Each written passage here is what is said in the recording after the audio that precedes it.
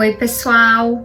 Eu sou a Gabriela Araújo, sou advogada e professora de Direito Eleitoral e gostaria de falar hoje com vocês sobre o adiamento das eleições em 2020. Vocês sabem que por conta da pandemia do novo coronavírus, da Covid-19, as autoridades sanitárias estão recomendando o isolamento social, né? Elas não estão indicando as aglomerações. E vários prazos, né, vários atos afetos às eleições estavam para começar a acontecer agora, já a partir de julho. Por exemplo, as convenções partidárias, que costumam gerar algum tipo de aglomeração, elas estavam previstas aí para o período entre 20 de julho e 5 de agosto, contando a data das eleições. O registro das candidaturas estava previsto para o dia 15 de agosto. E o início oficial da propaganda eleitoral, que tem caminhada, carreata, reunião, estava previsto já para o dia 16 de agosto, muito próximo, né? Eu estou gravando esse vídeo, hoje é dia 9 de julho, então falta um mês praticamente para que as coisas começassem a acontecer. Então, o Congresso Nacional se reuniu, e muito com o apoio do Tribunal Superior Eleitoral, e decidiu promulgar a emenda número 107, emenda constitucional número 107, que adia a data das eleições para o dia 15 de novembro. Originalmente, as eleições estavam previstas para o dia 4 de outubro. Então, elas foram adiadas para o dia 15 de novembro, em primeiro turno. E se houver segundo turno, nos municípios que houver segundo turno, as eleições vão ser no dia 29 de novembro, em segundo turno. Com isso, todos esses prazos que eu falei para vocês também foram adiados, né? Então, as convenções que aconteceriam já em julho, elas foram jogadas para o período entre o dia 31 de agosto e o dia, eu até anotei aqui, e o dia 16 de setembro. Então, entre 31 de agosto e 16 de setembro acontecerão as convenções partidárias. E o registro das candidaturas também, o último dia do prazo, que já seria no dia 15 de agosto, como eu falei para vocês, já foi jogado para o dia 26 de setembro. Né? Com relação às convenções partidárias, é importante falar que já tinha decisão do TSE reconhecendo a autonomia dos partidos caso desejassem realizar as convenções de forma virtual, que não promoveria aglomeração. Mas também há que se reconhecer que caso os partidos queiram fazer as convenções presenciais, é uma liberdade deles, porque existe essa autonomia partidária. Então, quando a gente joga a data das convenções para agosto, entre 31 de agosto e 16 de setembro, cria-se também uma expectativa de que aqueles partidos que não tenham optado pelas convenções virtuais, que eles tenham um pouco mais de segurança de realizar as convenções presenciais, e que a pandemia esteja um pouco mais controlada até lá. A ver, né? De qualquer forma, a própria emenda constitucional número 107 também fala que as convenções partidárias podem ser realizadas de forma virtual, caso assim decidam os partidos. Com relação à propaganda oficial, também se ganhou fôlego, né? Eu falei para vocês que se a gente tivesse mantido a data das eleições, o último dia de registro seria o dia 15 de agosto, e a partir do dia 16 de agosto já começaria a propaganda oficial.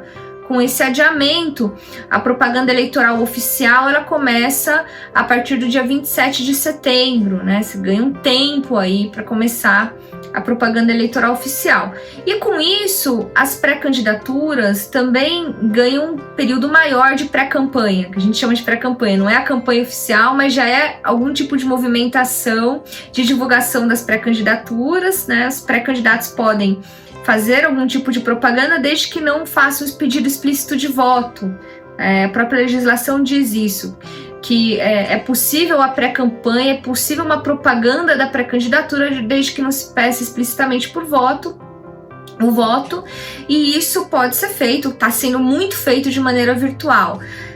Por outro lado, a gente reconhece que há pré-candidatas, pré-candidatos que estão tendo muita dificuldade de acessar a internet, de usar as redes sociais, não são todos que têm facilidade para divulgar as suas pré-candidaturas nas redes sociais, e quando começar a propaganda oficial, né, que, como eu disse para vocês agora, foi jogada com o adiamento das eleições para o dia 27 de setembro, existe uma expectativa de que até lá também a pandemia tenha sido um pouco mais controlada e que as pessoas possam fazer a propaganda tradicional também, fazer reunião, comício, carreata, passeata, distribuir santinho. Vamos ver como é que vão estar. Existe essa expectativa de que as coisas estejam melhores e que também as candidaturas que não têm tanto acesso às redes sociais e às tecnologias possam utilizar dos meios mais tradicionais aí, que é o corpo a corpo, né? As reuniões de bairro, enfim.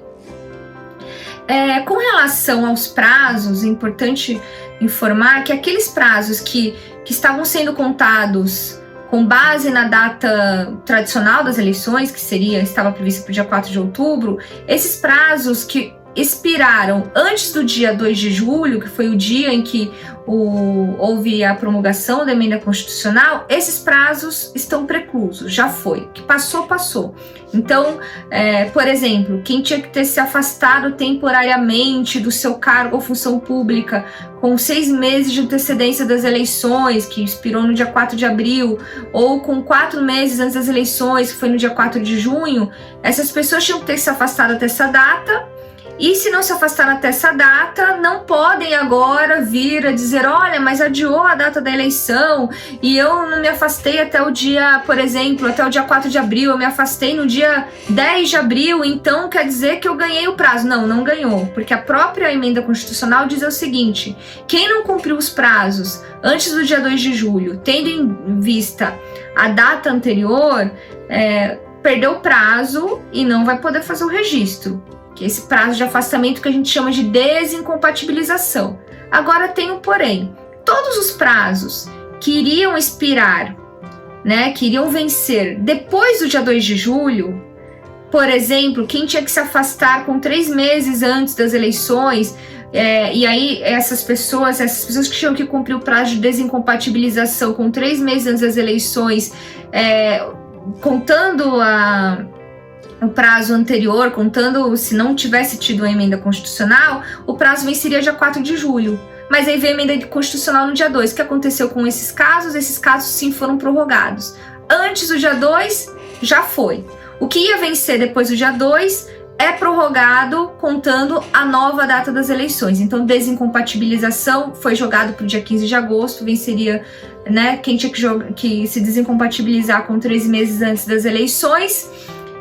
Como foi depois da emenda constitucional, depois do dia 2, venceria no dia 4 de julho, não vence mais no dia 4 de julho, vence no 15 de agosto, porque então 15 de agosto passa a ser 3 meses antes das eleições. Da mesma forma, condutas vedadas aos agentes públicos, né? Vou dar um exemplo. 3 meses antes das eleições, ninguém pode comparecer à inauguração da obra pública.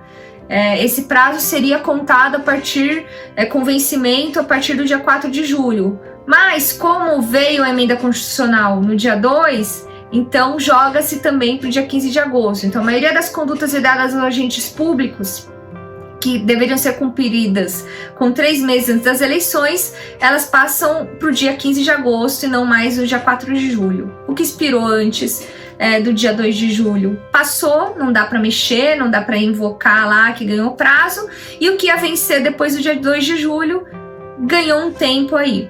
O Tribunal Superior Eleitoral, inclusive, já se comprometeu a atualizar, teve um comunicado do presidente do Tribunal Superior Eleitoral, do ministro Luiz Barroso, dizendo que vai atualizar o calendário eleitoral e todas as resoluções com as novas datas, mas ele já antecipou que todos os prazos que venceriam em julho ficam prorrogados em 42 dias, contando aí a nova data das eleições. Eu acho que eu falei basicamente o principal, não sei se eu falei que a propaganda oficial começa no dia 26 de setembro, né? Falei que depois do dia 26 de setembro, desculpa, porque o dia 26 de setembro é o último dia para o registro das candidaturas, então a partir do dia 27 começa a propaganda oficial. Falei que as pré-candidaturas vão ganhar um tempo a mais aí para fazer pré-campanha e para separar a documentação do registro. Então, imagino que o principal foi falado aqui, e qualquer dúvida a gente vai conversando aí pelas redes sociais e pelo site também. Um abraço, até mais.